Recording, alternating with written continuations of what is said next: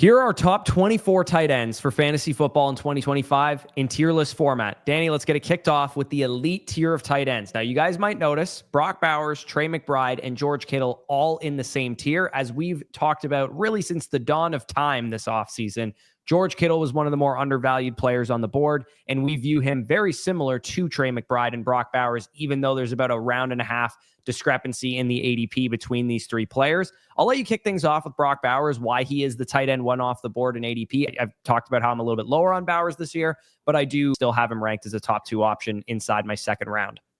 Yeah, and he's one of the guys when I was doing the CGLs really leapt off the screen. So weeks 1 to 3 wasn't getting his full workload. We only saw him play on 69% of the snaps, got about 7 targets per game, 20.1% target share. It's like, yeah, you could textualize that 12.6 points per game, tight end 3, and that's just like very strong for a rookie. But the step that he took week 4 on, the reason why I isolated that out is because in the first 3 weeks is when Davante Adams played. Week 4 on, Davante Adams sat out and then eventually was traded off the team. Down the stretch, though, 16.1 points per game weeks 4 on, 90% of the snaps, 9.43 targets per game, and a 26.7% target share. And the reason why I do have Brock Bowers at tight end, because I'm sure you're going to bring up in a second, Trey McBride, very, very strong season last year. George Kittle, literally the tight end 1 in points per game.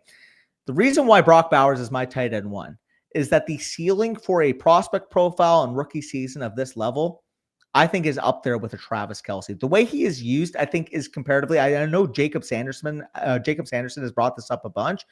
He's not used like your prototypical tight end. He's more so used as a big slot wide receiver. He's more so used in that realm of an Amon-Ra St. Brown, evidenced by the fact that 9.43 targets per game. You just don't see that from a tight end outside of Trey McBride. On top of that, again, what if he does take that step up in year 2 where we saw that 16.1 point per game stretch? What if that goes up to a 17, 18, 19 points per game type of year with Geno Smith coming over? Again, we disagree on how good Geno Smith is, but you can agree at the very least that he's a big upgrade in terms of the quarterback play that Brock Bowers has as a rookie.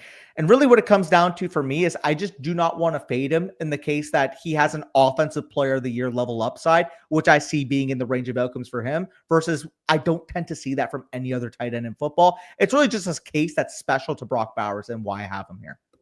Yeah, I get the upside case for him because you'd never see a 21-year-old tight end finish as a top 3 tight end in points per game and have over 15 points per game in fantasy. My problem is a lot of what you just said is also true of Trey McBride. He actually played more in the slot than Brock Bowers did, 41% of the time versus 39% of the time. And while Geno Smith is an upgrade to the offense, absolutely, than the quarterbacks that they were dealing with last year, the Raiders were 4th in the league in pass attempts. And I think with Genty's addition, with Chip Kelly coming over, I don't expect them to throw the ball nearly as much as they did last year. And 2 of Brock Bowers' best games came when Jacoby Myers was out with an injury. So I'm not going to sit here and say that Brock Bowers is going to lose targets to the other guys, Jack Besh, Dante Thornton, Jacoby Myers. For the most part, he is going to be the number 1 receiver in the passing game. I just think my number 1 thing of why I have not selected Brock Bowers is he has to be prime Travis Kelce. Yeah. Only tight end that has ever paid off at this high of an ADP is prime Travis Kelce or prime Rob Gronkowski. And I just don't think that he is at that level because prime Travis Kelce had prime Patrick Mahomes. Prime Rob Gronkowski had prime Tom Brady. And he has Geno Smith, who's good, but is not those guys. Yeah, sure. Geno Smith isn't those guys. However, he actually, if I'm counting through Travis Kelce's legendary career, he has not had a season with as many targets as Brock Bowers posted as a rookie. But that's my point. I think the pass volume will go down. But I would argue that the role that Brock Bowers plays in his offense is going to subject him to more volume than what Travis Kelce had to deal with the prime Tyreek Hill. Again, nothing against Travis Kelce. Kelce also plays more slot snaps than Brock Bowers does now. Yeah, and he commanded less targets than the rookie Brock Bowers. So that's my point. Like, there was no could you imagine how high of a ceiling that Travis Kelce would have had if there wasn't a Tyreek Hill in his offense, if Rob Gronkowski didn't have a Julian Edelman in his offense? That to me is what Brock Bowers represents. Like, I see a scenario where this guy is a 175, 180 target. Oh, he is the clear tight end you needed this year in the next few years of his career, because that is the type of prospect he was. That's the type of player that he showed in his rookie season. And I just do not want to miss the boat for when an eventual 20+ point per game season happens, because in the new age NFL, it's likelier than ever that he can hit that total. Yeah, obviously there's a bit of a disconnect there, but that is kind of the bull case, the bear case for Brock Bowers. My last opinion on the subject is that I do think it's more of a coin flip. He's slightly worse or a little bit better than what he was last year, because I do think the amount of target volume was very, very high. And Trey McBride is my tight end one as a result of that, because I do think think in his own right. Yeah, he's absolutely spectacular in his own right. Number 2 in targets this year, actually better in targets per game than Brock Bowers. And Trey McBride had nearly identical volume and averaged 15.6 PPR points per game, despite only scoring 2 touchdowns on the entire season. As literally every fantasy analyst has probably told you, that is going to regress positively. You don't get 150 targets on a season and score 2 touchdowns very often. It is actually easily the biggest historical anomaly in the history of the tight end position that I've been, kind of studying the league winners and whatnot. Him not scoring a lot of touchdowns is kind of apropos to his whole career, though, which is not ideal because he's not been a touchdown scorer even dating back to his college career. But he's 25. He's in his prime. He is a clear top 2 target on his offense. And he has a quarterback who I do think will take a little bit of a step forward. And I do think is better than Geno at the very least. And this is why we actually have to look at the situation. First and foremost, actually, I do have to combat that point. I think as a pure passer, Geno Smith is a more proven quarterback at this point the last couple of years than what Kyler Murray's been. Kyler Murray's got a higher ceiling, but I think what we've seen from Geno Smith provides a higher passing floor specifically. But going back to Trey McBride, I mean, you mentioned the low touchdown totals. You would think the 6'4", 250-pound freak athlete would catch more touchdowns than he did. To me, that is just a sign that he is due to positively regress. If Kyler Murray does get back up to that level, like I said, I think at this point, from a floor perspective, from a medium perspective, I would take Geno Smith as my passing quarterback ahead of him. But we do have the upside that if Kyler Murray, again, former number 1 overall pick, talented player, maybe another year past the ACL, he does get back to maybe the levels we saw from early career Kyler Murray, because the last few years we talked about in the quarterback video, he just simply hasn't been that good. Yeah, no, he hasn't. The last thing I'll say on McBride before we kind of move on, both of these guys are worthy of going to me at like the 2-3 turn. Obviously with Bowers, you got to take him more in that mid-second round territory.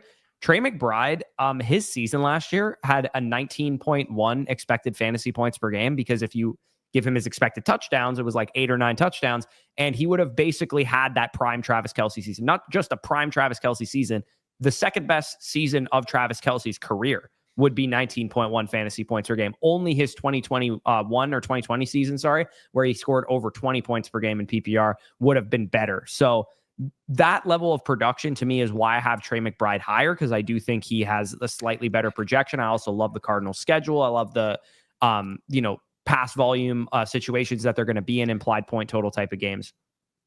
I think just the hard thing for me when it comes to just how special Brock Bowers is in relation to the position is we are drafting a guy that he completely alphaed in college in the second round. And that is no diss towards Ladd McConkey. That just goes to show you that in college, a guy like Ladd McConkey, a 19+ point per game scorer down the stretch last year, was a beta compared to what Brock Bowers was on his own team, even as far as a true freshman year. I can't get over that. That's a very fair point. I can't get over a guy making Ladd McConkey not look like one of the 12 best receivers in the league, which he was performing at down the stretch last year. Yeah, for sure. And then George Kittle is the reason that neither of us, I haven't really drafted a lot of McBride, even though he is my tight end 1, because I have George Kittle ranked very closely to him in my overall rankings. You can make the legitimate argument that you could rank George Kittle over either of these guys, because he has shown more touchdown upside than both. He finished as the tight end 1 in PPR points per game last year with 15.8. And I've gone back and forth with some people on George Kittle a couple times, but like, this dude, even though he hasn't been a high target commanding tight end in his career, especially the last couple of years, he's been more of that like 20-ish% target share type of guy. Well, he had a pretty good excuse for it. Brandon Ayuk, second team All-Pro in 2023. Deebo Samuel, top 12 wide receiver the last time he was healthy in 2023. George Kittle does not have any of that stuff to deal with right now. There is no Brandon Ayuk for the start of the season. There is no Deebo Samuel, period, because he's on to a different team. It's Juwan Jennings. It's Ricky Pearsall. I think all that paves the way for George Kittle to have a monster season. With Christian McCaffrey back, he is going to be the focus of a lot of defenses, and I think George Kittle doing what he does after the catch is going to be spectacular. We brought up the stat already, but George Kittle has just one season of above 110 targets, just one. And he was absolutely sensational in said season. And we have a legit shot at 110 plus targets yet again for Kittle. Yeah, that's the funniest thing of last year is, again, with Trey McBride, we mentioned, okay, the touchdowns were an issue last year. With Brock Bowers, we mentioned, okay, well, he could take a step up in terms of his usage. Even when you contextualize just how dominant they were from a usage perspective last year, like George Kittle outscored them on 3 less targets per game. Yeah, no, it's insane. I tweeted out, it got so much traction because I tweeted it. I was like, dude, George Kittle outscored Brock Bowers on like 50 less targets. 59. And it was actually 59. Yeah. less targets. Yeah, I mean, it goes to show you. I mean, I think there's nobody that is anti George Kittle as a freak in nature. I think from a pure talent perspective, like all around tight end, you would need to take one into a Super Bowl tomorrow. Which tight end in the league you take? And I think it's very comfortably in the eyes of NFL personnel and the eyes of us, like as fans, it would be George Kittle. It's just the question that I have here is just how much of a gap can he close on the value on the volume between him versus McBride and versus Brock Bowers? Because without Brandon Ayuk on the field, with Juwan Jennings banged up, Ricky Pearsall coming off of a hamstring strain in the preseason. You know, he's been banged up, not getting the full allotment of snaps. Again, I believe in Ricky Pearsall, but when you're comparing that to a prime Brandon Ayuk, a prime Deebo Samuel, another factor too, like Christian McCaffrey can very much be good, but you've mentioned this before. Maybe he's not quite what prime Christian McCaffrey was. All those factors into the point that George Kittle hasn't showed any type of sign of evident fall off. What if he does go back to a 120, a 130 target workload with a quarterback that we believe in, with a very favorable schedule, and with a, I believe, top 8 implied total in terms of what the 49ers offense is this year? And it might even be higher. It might even be close to top 5 point per game. Yeah. Yeah, no, all valid points. And I actually think you just contradicted yourself, because on the Brock Bowers stuff, you said he's clearly the best tight end in the league. And then you just said on the few minutes later that George Kittle's better than him. Hey, I'm talking about from a talent perspective right now. George Kittle is a more advanced tight end than Brock Bowers. The issue is I don't view Brock Bowers as your typical tight end because of how versatile he is as a route runner, playing out wide. Like, to me, George Kittle is your prototype, Rob Gronkowski, inline tight end. Is going to give you the business as a run blocker. He's going to give you that prototype tight end type of role. To me, with Brock Bowers, he represents what I think the new age of tight ends are going to be, like an Isaiah Likely, except I think it's more balanced, where Brock Bowers has the autonomy to play a full 85, 90 plus route share versus maybe some of the other wide tight ends we see in the league. Yep. Yeah. And again, to pace the tight end position means that you have to be better than everyone else. And to me, these 3 guys have any shot to be the top tight end in fantasy football, which is why I think the highest priced one is the most overvalued, because if you're the highest priced one and you're still in the same tier to me as Trey McBride and George Kittle, that's why I'm not drafting you, at least in my view of things. Sam LaPorta, TJ Hockenson, Tyler Warren, and Colston Loveland is the next tier of tight ends for us.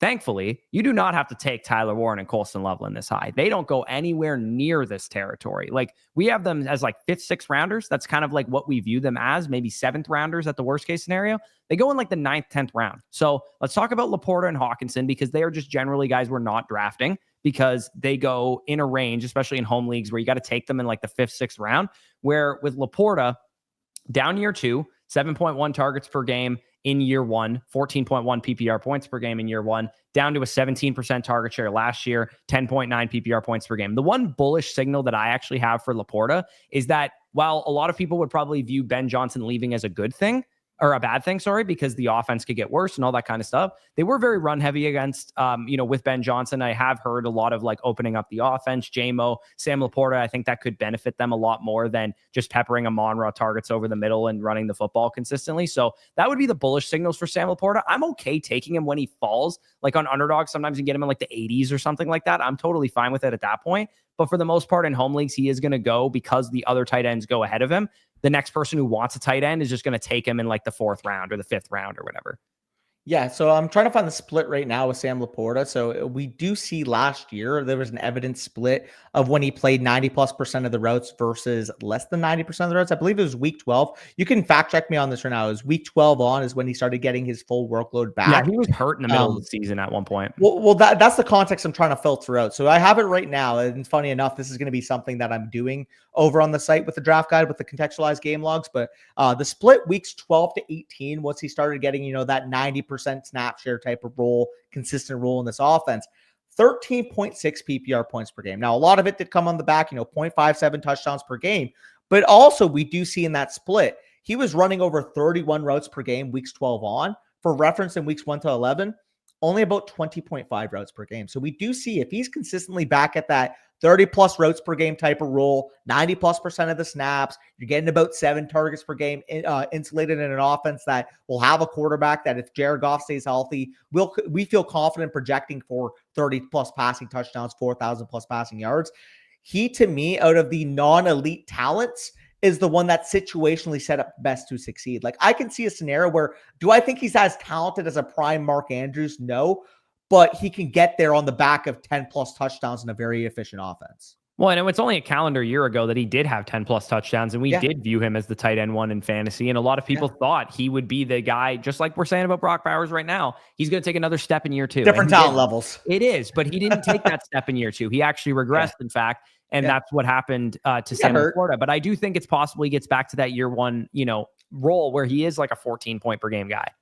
Yeah, and that's the upside case. That's why we both have him as the tight end 4. I think he's got the best case of the remaining guys here. We could talk about this tier in totality. I think TJ Hockenson kind of represents like the older version of LaPorta, where you have a little bit more injury concerns, but you do believe in the offense. You do believe in his role in the offense. And we've seen TJ Hockenson be a legit, mid tight end 1 level producer in the past. So he was tight end 2 in points per game in 2023. Yeah, when he got traded over, correct? No, the first year, the year he tore his ACL. Before he tore his ACL, he was tight end 2 in points per game. It's 2022. He was traded at the deadline. Yeah. Then, right? Yeah. Okay. Gotcha. Yeah. Regardless, I mean, we've seen him in this offense again. Maybe you have a little bit more concerns, rookie quarterback. They run the ball a little bit more. We look at the personnel. Maybe we see, because they have Will Fries now, Ryan Kelly, they bring in Jordan Mason, more of a power back. Maybe we do see more of a shift towards a run scheme, 12 personnel heavy base. But at the same time, I mean, TJ Hockenson, we know is a good player, and we trust Kevin O'Connell to scheme him open looks. Yeah. And then with the rookies in this territory, they're the upside bets. Yeah, they're the upside bets. Again, we have them as like kind of 6th round type of players, but you don't have to take them that high. They go in the 9th, 10th round usually on most home league platforms. Maybe the 8th round, you want to reach on them just to make sure you get them. You would have, I know exactly what you're about to say. You would have looked nuts having Brock Bowers ranked this high last year, but this was the correct decision. When you're a top 15 draft pick, when you're a high-end prospect like Warren and Loveland both were, the noise pushed Bowers down the board. People were worried about the offense. People were worried about pass volume or whatever the case is, but the talent won out in the end. And I think with Warren and Loveland, the talent will win out in the end too. We know these guys represent talent. We know these guys have elite upside. Top 15 level draft picks. We saw Tyler Warren dominate after the catch production-wise for Penn State this year. We saw Colston Loveland, 21-year-old tight end, from a market share perspective, low passing volume offense at Michigan, be a difference maker. And guess what? The NFL valued them as such. Listen, I think Brock Bowers was a better comparable prospect than both these guys. I think you would quite clearly agree with that. But it's almost like after Brock Bowers did what he did, the NFL adjusted and say, oh shit, like these tight ends that can be offensive fulcrums in our offense, they should be highly valued commodities. Maybe we shouldn't have let Brock Bowers fall to 14. That's why we take Colston Loveland at 10. That's why we take Tyler Warren at 14. We're adjusting now to the fact that if you are a talented enough player, you can have an offense revolve around you as the tight end. So for me, that's the reason why I have these guys. I mean, this sounds high. A lot of people are going to be watching this. Oh, I can get Colston Loveland in round 11. I can get Tyler Warren in round 9, round 10. I have these guys ranked right now as my tight ends 5 and 6, because ultimately when I'm looking at it in a week 17 win or go home scenario, I think these are the 2 tight ends that have the closest cases to combating a Brock Bowers, Trey McBride, and George Kittle in a win or go home situation. Yeah, they're halfway in between Brock Bowers as a prospect and Sam LaPorta as a prospect, only they're actually closer to Bowers. Yeah. Yeah, no, and exactly. And I just mentioned it with Bowers, where it's like, if you are a good enough offensive fulcrum and you could be a big slug, I mean, we're literally just talked about Amon St. Brown, how I kind of made the parallel between him and Brock Bowers, who just coached Amon St. Brown. Yeah, exactly. Ben Johnson probably going to use Colston Loveland that way. Both of these guys playing the offensive snaps that they need to play right off the bat. First team offense. I'm not worried about Cole Kmet one bit. I'm not worried about any tight end on the Indianapolis Colts. There's target competition. Yes. There's talented receivers. Yes. But I still feel so good about those guys. Those are the noise factors that I'm not going to be too worried about. Moving down to a Travis Kelce, Tucker Kraft, Mark Andrews, and David Njoku. These are a little bit more of the old guard plus the Tucker vets. Kraft here, where like Travis Kelce was tight end 6 in points per game last year, but his expected fantasy points was so much higher than that. Now, you can read that one of 2 ways. 1, he's washed. You could definitely read it that way. Or 2, maybe he's going to regress a little bit and not score 3 touchdowns. There's opportunity for you to say, yes, Travis Kelce is not the player that he used to be anymore. I think we would all agree on that. But he cannot be the player that he used to be anymore and still be a top 5 to 6 tight end in fantasy points per game. So I'm a little bit lower because I view a couple more tight ends with like the upside comparatively to him. I'm a little bit more worried about him falling off. But even if he's just Keenan Kelce or Travis Landry, that'll play. Yeah, 133 targets last year, 97 catches. He caught 97 balls last year, which is an insane number. And he's going to run. He ran the 3rd most routes of any tight end in the league last year, had the 4th highest target share of any tight end in the league. Expected fantasy points per game of 17.0 last year. And he finished with, again, like 12.5 fantasy points per game. Again, say maybe he's just washed, but he only scored 3 touchdowns. And Mahomes in the passing offense wasn't right, and we expected to get right this year. Well, it's just it's so funny you mentioned like the process for Travis Kelce and a guy in this tier could not be on further spectrums, because like Travis Kelce is like, okay, maybe he's not a good player at this point, but he's going to get targets. He's attached to an offense we like. He could just backdoor some volume. Tucker Kraft's the complete inverse, where we are like very confident this guy could be an elite level talent, a top end level tight end in terms of pure talent. But the issue right now is forecasting where those targets are going to come from, because you look at the usage last year, like it wasn't where we wanted it to be from a volume perspective. But what have we said all offseason, Corey? None of the volume on the Packers really ended up being what we expected last year, because after Jordan Love got hurt, they threw the ball 28 times per game. For reference, 34 times per game in Tucker Kraft's rookie season, in Jordan Love's breakout season in 2023. If we just get back to a league average level passing volume, like Tucker Kraft, to me, from a talent perspective, has the opportunity to be an offensive fulcrum level player. The best comparable I have for it is what we thought about Mark Andrews before going into his breakout year versus after his breakout year. I can see Tucker Kraft being the new age version of Mark Andrews. Yeah, it's funny because Mark Andrews in this tier as well. But yeah, it makes sense, because we didn't really have a whole lot of things to point to other than like a high target rate. And when we watched the tape, we're like, yeah, Mark Andrews is just a good player. He looks like he can move after the catch and that kind of thing. Tucker Kraft, an exceptional athlete, a 3rd round pick that I had a 2nd round grade on coming out of school. He's definitely got a chance to be one of the top targets on his team, especially now Jaden Reed's banged up a little bit. That could definitely help him out. So yeah, I'm all in on Tucker Kraft, especially once you miss out on those top tight ends. You get a Tucker Kraft in the 9th round or whatever. He feels really good.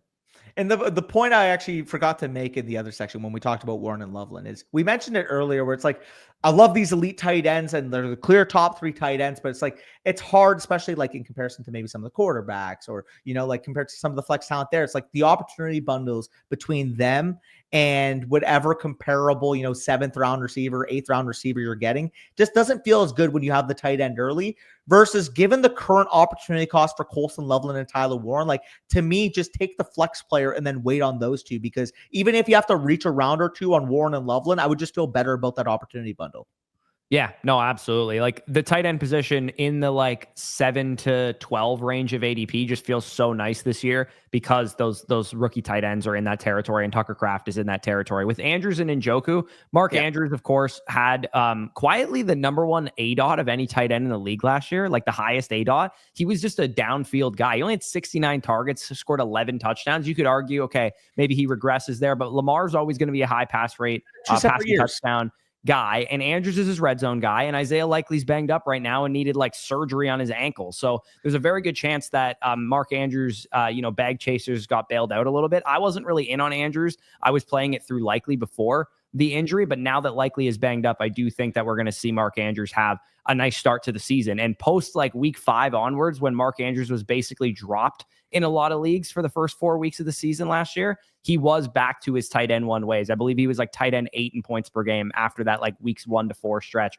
where people were kind of like dropping him. So he was producing at a high level. He just wasn't getting the targets. And part of it too, he got into like a car accident at the beginning of the year or something like that. So you could definitely make the argument that he's the same Mark Andrews he's always been. Like, it wouldn't shock me if by like week 8 this year, we're like, that was the same Mark Andrews we've been seeing for years.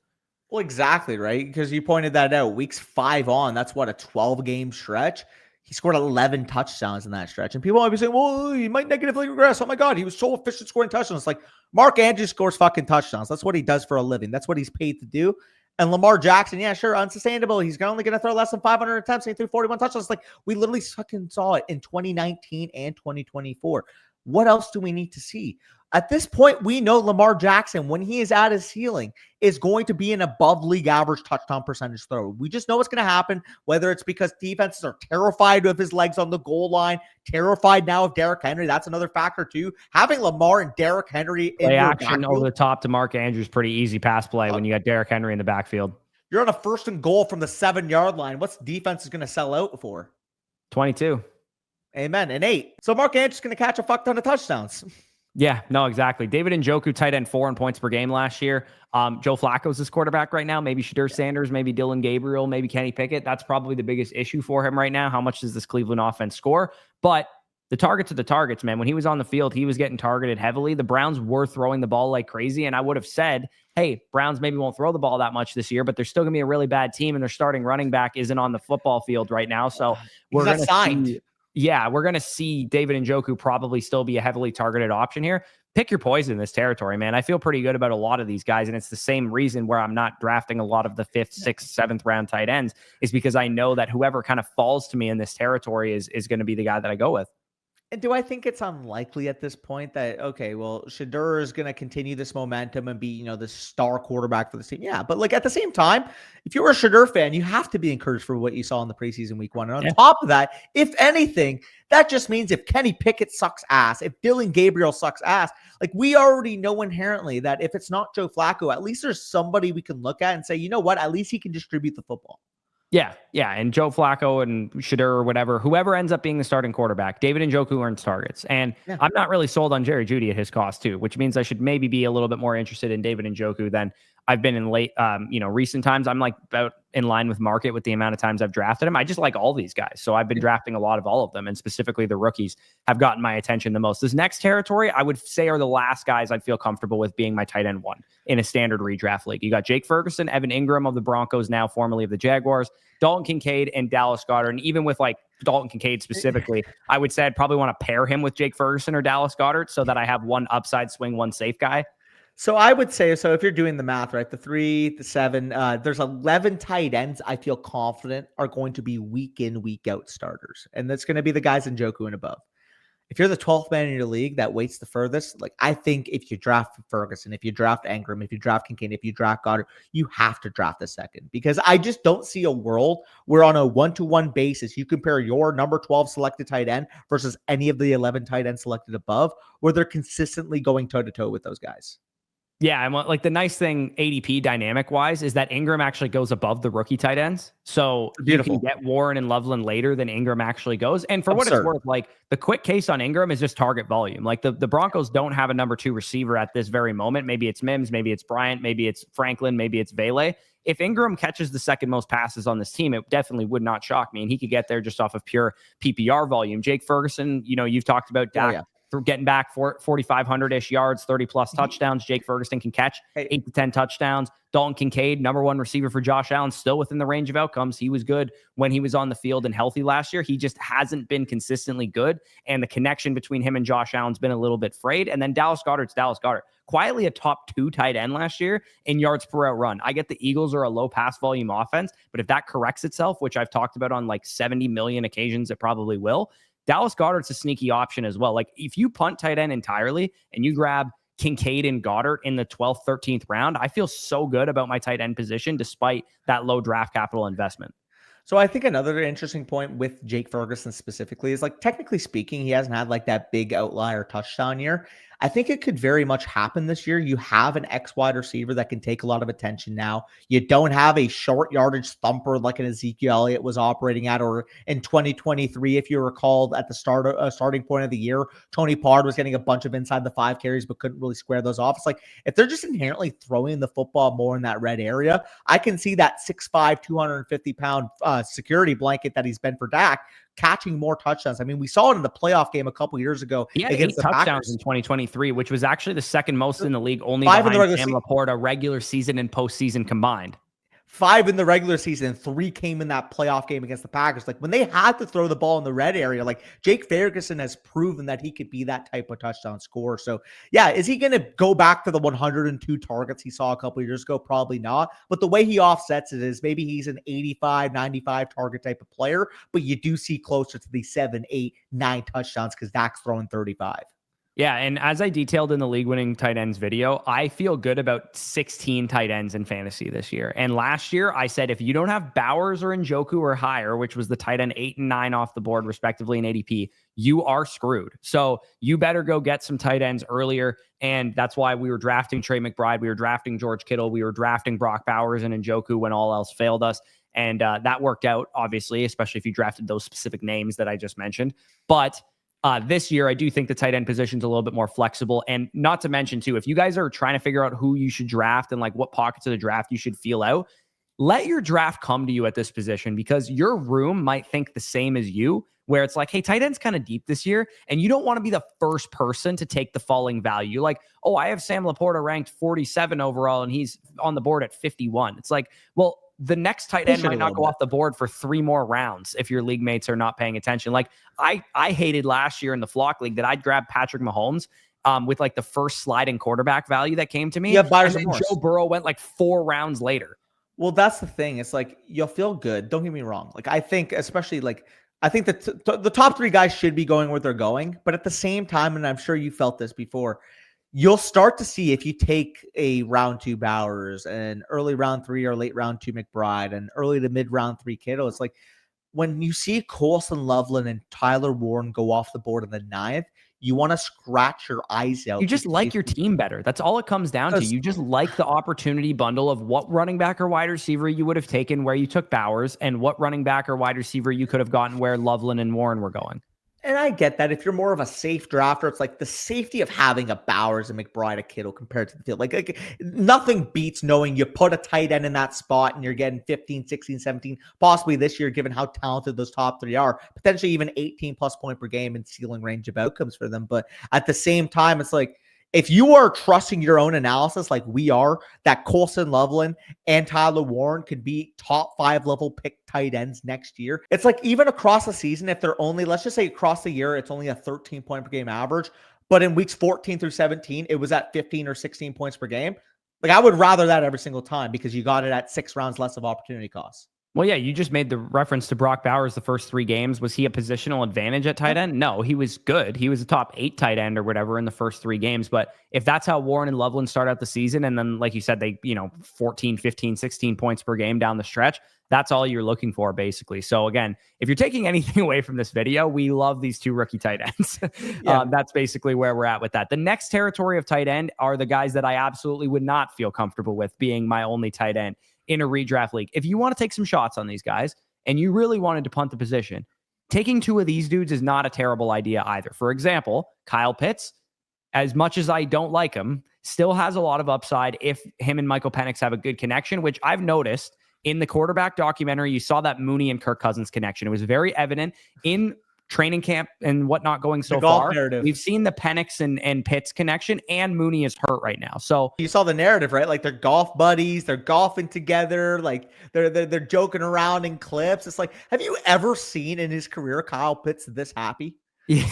Dude, if Kyle Pitts breaks out this year, everybody's going to hate themselves for finally giving up on the guy. All I'm saying is this. I'm not really buying in that much to Kyle Pitts, but you could do worse than grabbing Kyle Pitts in the 13th round and taking Hunter Henry in the 14th round. Worst case scenario, you roll with Hunter Henry. Drake May is going to probably throw him the ball the second most, third most times on the team, and he can be a capable back-end tight end 1 streamer for you, and then you churn the waiver wire, trade for another guy, whatever the case is, and it's like, hey, I swung on Kyle Pitts and I missed, but it only cost me a 12th rounder instead of a 4th rounder like it does every year. I don't even think it'll cost you a 12th rounder because realistically, outside of best ball, who's pushing this range of tight ends up? Not to mention people in redraft managed leagues hate Kyle Pitts even more than best ball drafters because they've been screwed by Kyle Pitts.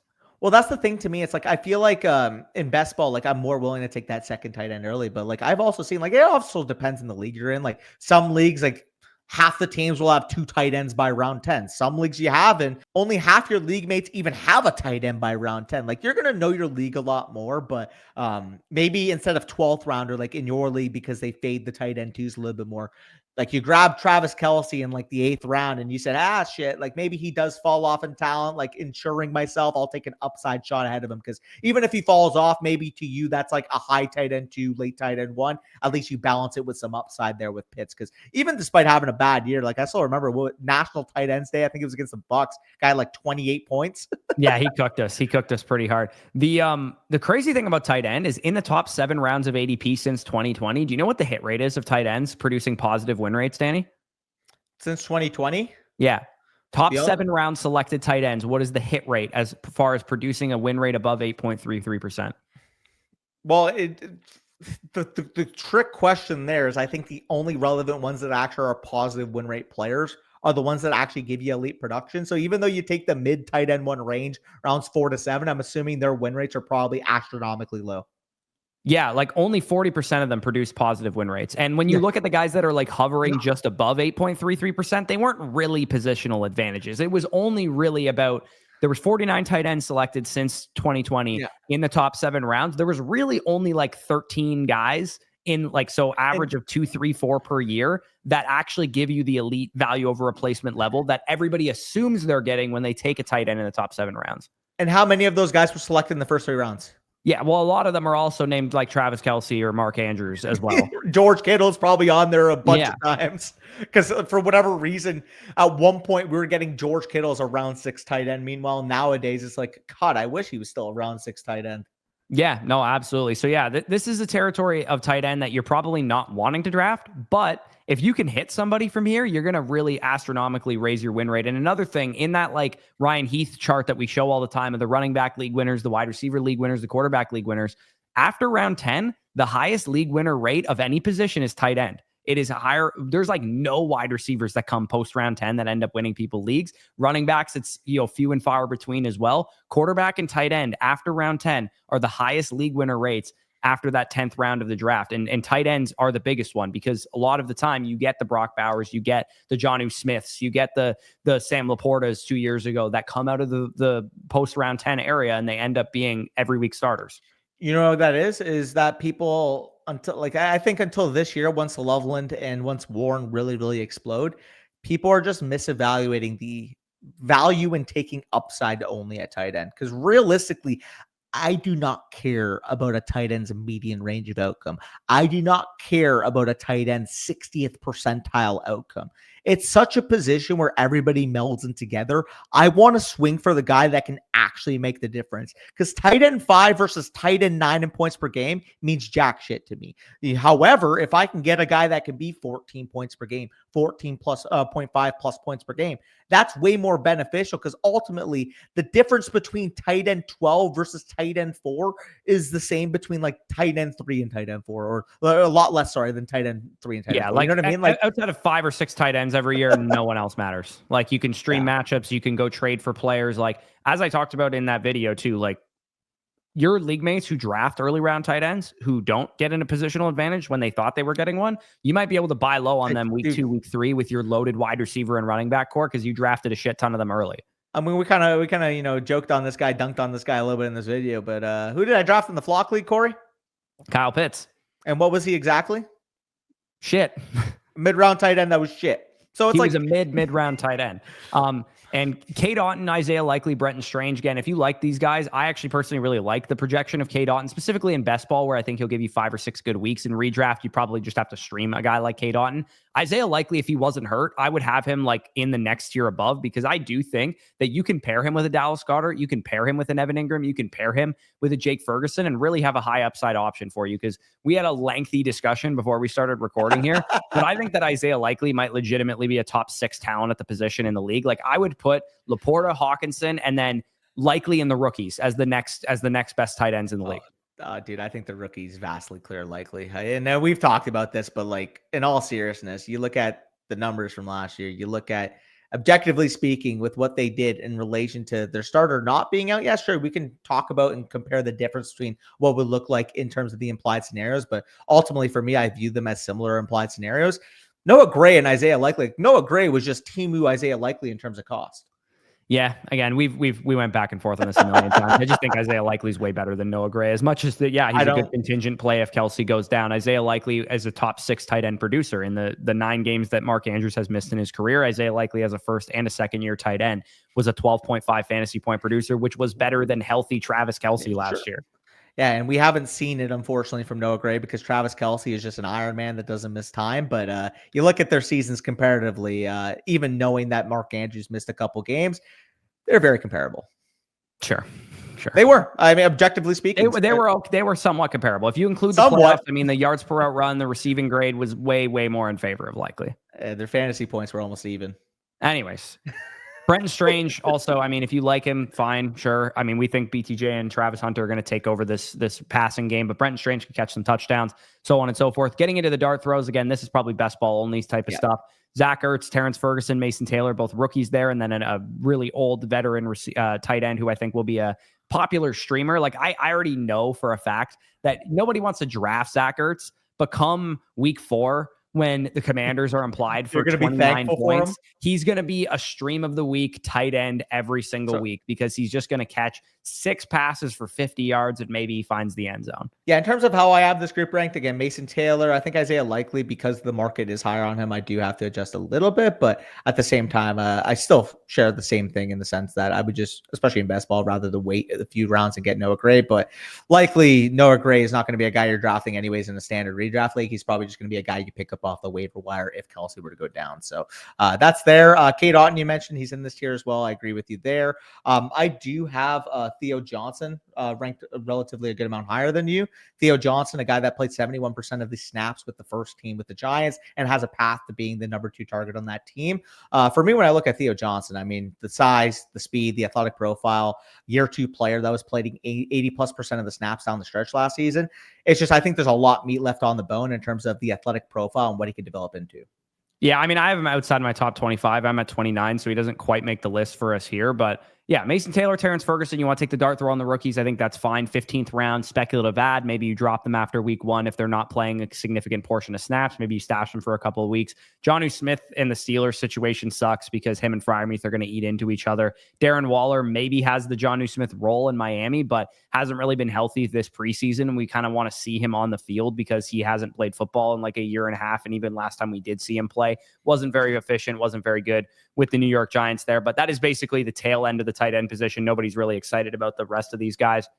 One more shout is I like Aronde Gadsden, Katavian Sanders of the Carolina Panthers, and I don't mind Ben Sinnott if Zach Ertz is washed or gets injured. Those are like my only 3 other shouts that maybe could do something. Maybe Elijah Arroyo for the Seahawks too. Yeah, Elijah Arroyo. I mean, you have Terrence Ferguson ranked here. I have him a little bit lower because I'm a little bit concerned about what it could look like. Like I view like a lot of these guys being like, if they were available on waivers, like I would put a bid in. It's just I don't know if I would roster them in a standard redraft league, which is kind of where I'm at. You're a little bit more willing to stash some young upside at tight end. For me, it's like as soon as they show it, I would just rather spend a few bucks on the waiver wire and not have to waste the roster spot until then.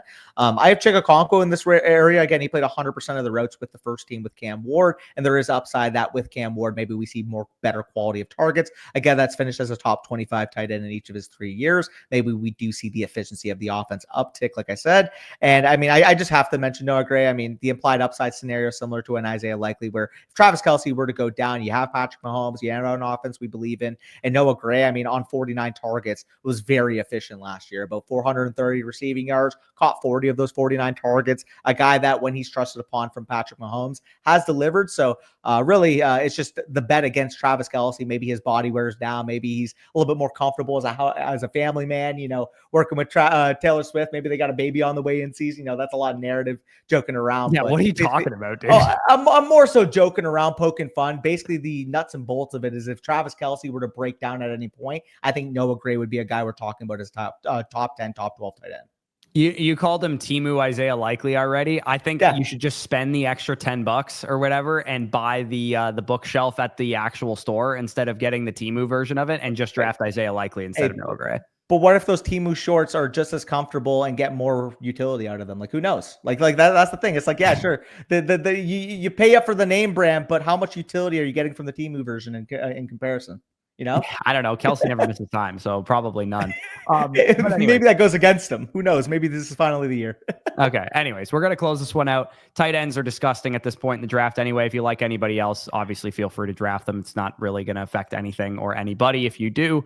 And yeah, this is the tight end position. We tried to talk about tight end strategy, where we're taking them, what guys we're targeting. We talked about doubling up at tight end a million times, so we don't really have to rehash that. If you guys want all of our rankings, our season pass is available right now. You can go to flockfantasy.com, use the promo code FSE, get our season pass for just $35, 30% off when you use that code, and you will get the draft guide for us and for all the other creators in the Flock League on the site.